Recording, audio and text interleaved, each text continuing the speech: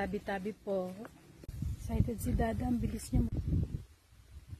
Ang lakas ng tubig dito, guys.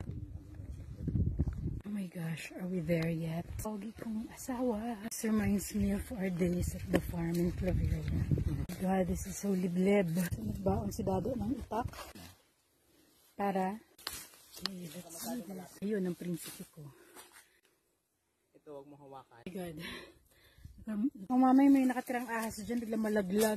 Ang liblib na masyado dyan ah. Oh my gosh. Ang platform. Para.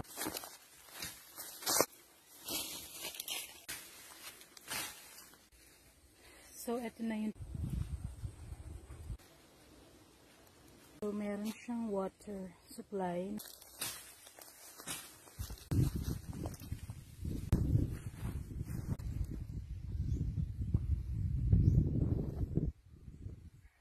Goodness.